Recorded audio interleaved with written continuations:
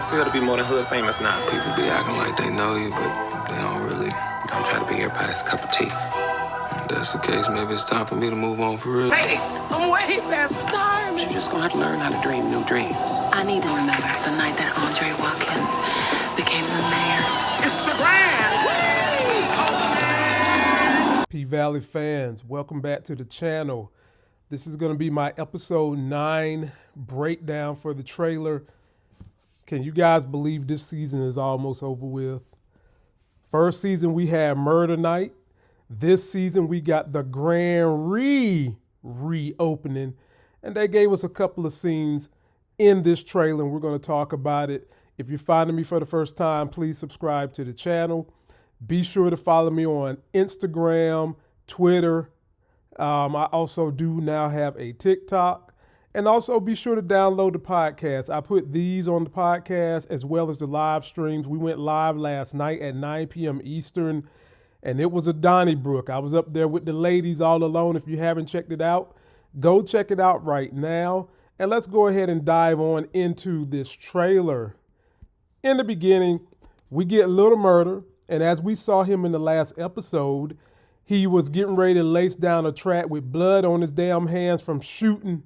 We all kind of debated last night that that could be a way to get him in trouble. And we also think that he might be about to lay down a track that's going to kind of be similar to what we've seen in Power Book 3, Raising Kanan, where they damn near telling you the crime they committed in the track. I don't think Little Murda is that crazy that he would put something like that in his rap. And he's back on tour doing his thing. Crowd is loving his music. And I want you guys to post me your comments. Would Lil Murda be crazy enough to lay down a track talking about him killing little buddy in last night's episode? We get Lil Murda talking to Uncle Clifford, sitting there with her nails done, her hair done, everything done, telling Lil Murda don't try to be everybody's cup of tea. And did you guys catch the response Little Murda said? Little Murda said something along the lines of, well, maybe then I should go. Is that Little Murda in his mind responding to not being everybody's cup of tea, that maybe he should leave Uncle Clifford? Because I think in Little Murda's mind, he's thinking about coming out because he don't want Clifford to be a secret. And if Clifford is now telling him don't be everybody's cup of tea, and the cup of tea that Little Murda is about to become is the kind that Clifford wants him to be by coming out this closet, is this going to be something that's going to cause Little Murda to be like, okay, well, since you said it, I ain't going to come out the closet. I was about to come out the closet for you until you telling me not to be everybody's cup of tea. And basically, Murda's telling Cliff, look, they loving me in the hood. And Cliff is asking him, how does it feel to be hood famous? And that's how this conversation became relevant. I think Murda don't want the fame.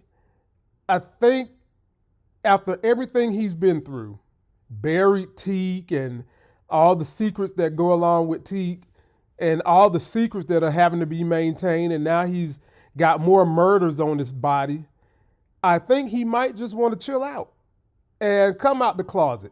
But this dude is in a gang, ladies and gentlemen.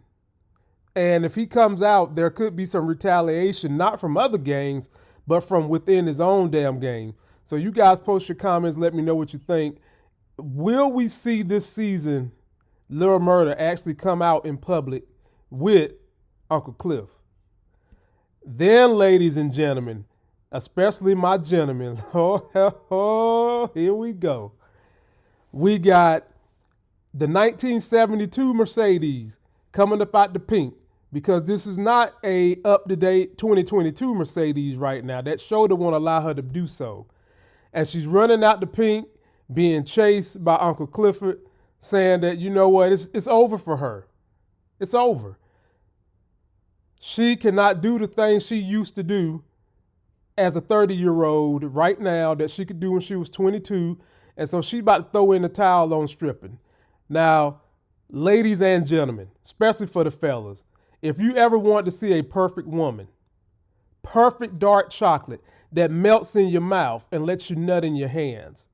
This Mercedes is more, they don't get no more perfect than this Mercedes, ladies and gentlemen. And Uncle Cliff is trying to talk her off the ledge. He's trying to tell her, look, maybe it's time to learn how to dream new dreams.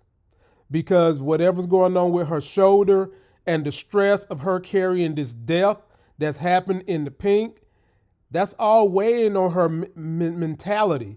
And really, I think the issue with her is her mentality in terms of why she can't do these physical things she needs to do on this pole. However, Mercedes got dreams. Mercedes was trying to get her a dance studio. Her damn pimp, Pastor Patrice Woodbine, stole it from her. So you can't really say that she don't got other dreams. She has those dreams, but she still kind of needs the financial means to facilitate those dreams. And, you know, the pink was a place where she would come to build up some of those finances, and it was like home to her. And right now, she can't be comfortable in her own home because of the grief and the mental torment she's going through, knowing that she's caught a body in this pink. And so I'm wondering, will this ever affect Cliff the way it's affecting her? Probably not, because Cliff just seems to be going on with her life the way she wants to, while Mercedes is really reeling up in this piece, man. So post your comments on what you think is going to happen to Mercedes. We still got another episode to go after number 9. Then we see Haley, who has sneakily become a lot of people didn't like her, called her a villain, but she's sneakily become like a fan favorite because she's the boss bee. She handling her business. She even placed a phone call for great value Obama Andre last episode that I do believe is going to help catapult him to being the mayor, because she might have called that white lady and been like, look, if you get behind Andre, we all get what we want. And right here, she's telling Andre, I want to be here to celebrate with you when you become mayor. Andre is putty in this woman's hands. You know what? If you guys used to watch Power Rangers, they had these things called putties, and they used to make this crazy noise.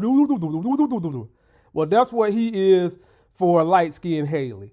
He is putty in her hands, just ready to be molded however the hell she wants to mold him. And that's what she's doing. Look at the smile on her face, how she controlling this man. All he want to do is wake up next to Haley, and she already done told him, all you're going to get from me is an autumn night. Then we get a picture of the grand Re-Reopening as people is going up into the grand Re-Reopening. Now, how they going to outdo Murda Night from last season? I can't wait to see how this go down. Who's going to catch a body? Is that dumbass Daddy Daycare Derek going to run up in the spot, try to shoot up Keyshawn? Post your comments down below. Who's going to shoot who? Will Keyshawn shoot Derek? Will Derek shoot Keyshawn? Will Diamond get in the mix? And in this grand Re-Reopening, we see Uncle Cliff getting that pole ready for the ladies, up there shaking it fast. He got the skunk hair going. He about to turn this bitch out ready. And that's pretty much it, ladies and gentlemen. They just show you a few clips this week. I've noticed that the trailers, the last 2 episodes, have kind of been a little smaller, not as much detail as they normally would give in the earlier parts of the season, which is a good thing for me because it just leaves us more room to hypothesize what we think is going to happen. So please post me all your comments down below. I will be on Moochie Channel Wednesday night covering The Chi. Let me know what you think about this episode, and are you ready for Kanan Season 2? It'll be here on the 14th of August. Don't forget to like the video, comment, subscribe, get that life game. Follow me on Twitter, IG, and TikTok. Be sure to download the podcast. Till that next Sex is Hell video, I'll see you.